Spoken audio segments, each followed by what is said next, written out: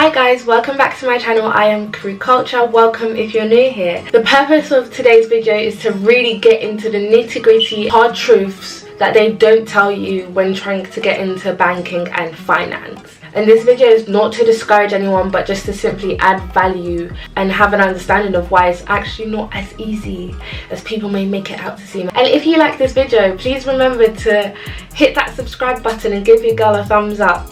And let's get into it. Graduate recruitment actually dropped by 15% last year, whereas applications for graduate roles across all industries increased by over 40%. So already there you can see the disparity, because graduate employers aren't employing as much as the applications that they are receiving. This information is taken from the UK's top 100 employers, which includes some of the world's largest and most sought after banks and financial institutions. That goes for BlackRock, KPMG, JP Morgan, Goldman Sachs, Deloitte, Deutsche, PwC, and the list goes on. Last year, graduate roles fell by a whopping 10.9% in banking and finance. However, the good news is, in investment banking, graduate vacancies increased by 3.8%, where that is very minuscule, but very tiny.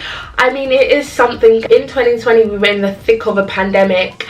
Life seemed for graduates like it was over. What was the point? We couldn't get any jobs. But there's that small glimmer of hope. I mean, 3.8% isn't the largest increase, but it's still something. For the great majority of undergrads at university in the UK, we didn't go to Russell Group universities. Russell Group universities are where these top firms are looking for their fresh talent. I know for sure, when speaking to people that work across the banking and finance industry, they're really trying to expand their searches to non-Russell Group universities to get their talent, because they are now coming to an understanding that there are so many more people that are just as equally or even more talented at non-Russell Group universities. So where this may sound discouraging, always try and place yourself in the best position for getting into top firms. That is most likely to be at a top university, but that should not discourage you. I feel like as times are changing more and more,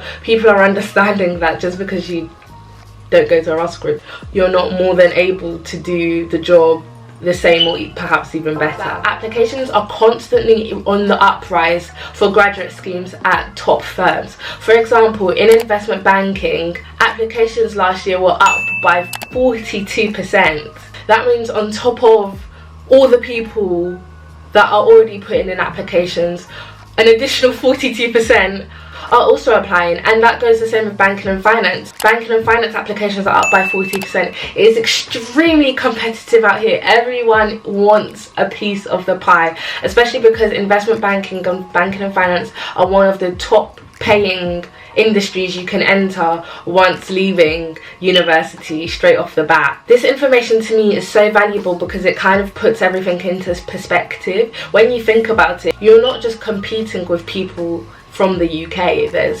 students across the globe that are applying for the same graduate roles. Thousands and thousands of applications are getting put through. That's why I kind of think of it as a numbers game. You see people pushing through 80 plus applications and getting one job, if that, out of it.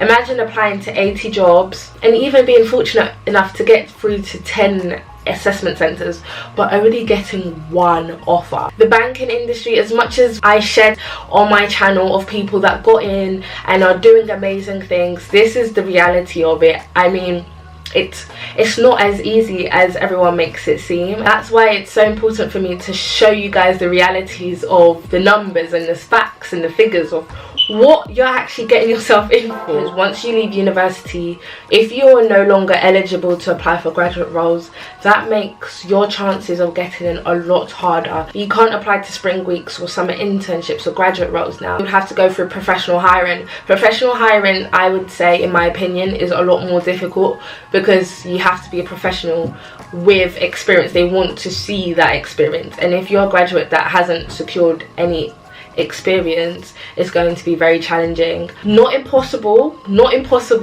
just a lot more challenging. On average, graduate intakes come from vacation schemes and internships. 53% of undergraduate opportunities account for that intake, which is just over half. Specifically for investment banking, 73% of graduate vacancies are allocated to summer interns. 73%. This is the highest out of any industry, not just the financial sector, but across oil and engineering, tech, everything. Investment banking, 73% of their spring and summer interns get the graduate role. If you don't fall in this category, it is very, very difficult to secure a role within investment banking. And the same goes for banking and finance, that doesn't fall too far behind with 58% of their intake. If you are still an undergraduate, I would urge you to get some sort of experience, any sort of experience. One thing that I've been seeing that has become increasingly popular is becoming a campus ambassador for firms. So if, for example, your dream firm to work at is JP Morgan, get in contact with their recruitment team, offer yourself up to become a campus ambassador. That puts you in a good enough position to be able to leverage that experience and get cushy with recruitment. That's what you want to do. I'm literally just trying to give you guys all the gems and all the things that I can think of. And if you're at university, make sure you get into a society, reach out to all these different firms, see if you can get a sponsorship. That's what I done at my time, chairing a society, and leverage that, use that to your advantage. I mean, you gotta get it by any means, especially if you want it bad enough. Go for it. This will make your life so much easier when it comes to applications. The importance of this information that I'm bringing to you today was actually inspired by a subscriber. They reached out to me and said, hey, like, it's really great hearing everyone's stories, but I feel like people should know the real tea about getting into banking and finance. I definitely lived in a cloud at university, especially going to all of these insight days and hearing from people that already work at these firms that I was interested in. They were always like, oh yeah, I done XYZ and then I got it. That's not the reality of the situation for the great majority of people. And understand that if you don't get it now, you've got your whole career ahead of you. Just try your best to build up that experience to make your CV and your interview process bulletproof. That's what you want to go for. That's what I always aim to go for, making sure they kind of never have a reason to say no.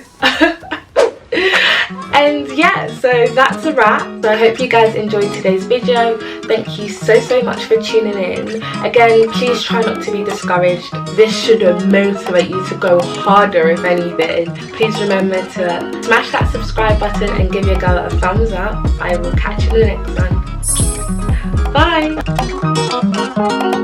It might not be as quick or as easy as you want it to be, but you most definitely can.